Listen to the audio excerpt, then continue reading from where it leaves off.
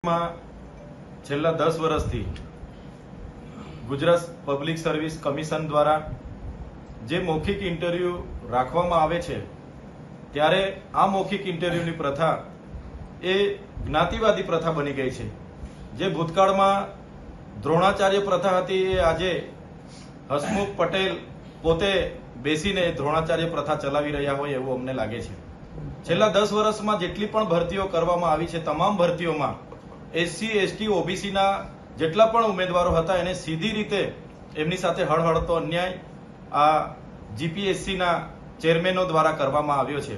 તાજેતરની આપણે વાત કરીએ તો જીપીએસસી ક્લાસ 1-2 ની જાહેરાત ક્રમાંક 2022-23 20 નંબરની જે જાહેરાત હતી એનું પરિણામ 19/3/2025 માં આવ્યું છે। એનું અમે વિશ્લેષણ કરતા અમને એમાં માલુમ પડે છે કે એસીબીસી ના 12 ઉમેદવારો જેઓ લેખિત પરીક્ષામાં 112 થી લેખિત પરીક્ષામાં 412 થી 429 વચ્ચેની ગુણ ધરાવતા હતા છતાં ઇન્ટરવ્યુમાં 20 થી 35 વચ્ચે જ ગુણ એમને આપવામાં આવતા તેઓ નાપાસ થયા છે।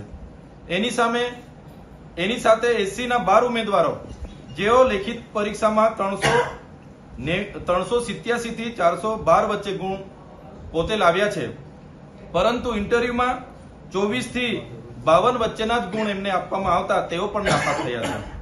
એની સામે ઈડબ્લ્યુએસ ના 9 જેટલા ઉમેદવારો જેઓ લેખિત પરીક્ષામાં માત્ર 376 થી 389 વચ્ચેના જ ગુણ હોવા છતાં ઇન્ટરવ્યુમાં હસમુખ પટેલની કમિટી દ્વારા 70 થી 90 ગુણ આપવામાં આવ્યા છે જેના કારણે એ લોકો પાસ થયા છે।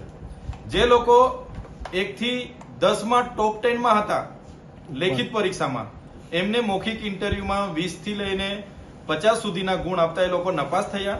જે લોકો નીચે કેટેગરીમાં હતા ખૂબ નીચે હતા પણ એ ઈડબ્લ્યુએસ ના ઉમેદવારોને હસમુખ પટેલની ઇન્ટરવ્યુની કમિટી દ્વારા 72 થી 90 માર્ક આપી દેતા એ લોકો પાસ થયા છે।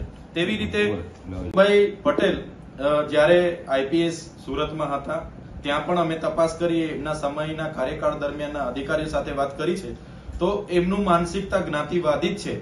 ભૂતકાળમાં પણ એમને એ જ્યાં પણ સર્વિસ કરીને આવ્યા છે ત્યાં આ રીતની જ જ્ઞાતિવાદની છબી એમણે રાખી છે અને આમાં એમની કમિટીના જે સભ્યએ સરદારધામમાં એક દિવસ પહેલા જે મોક ઇન્ટરવ્યુ રાખ્યા હતા એ હસમુખ પટેલના કહેવાથી જ આટલું બધું થયું હશે અને આટલા બધા ઉમેદવારોને અન્યાય થયો હશે એવું અમે માનીએ છીએ।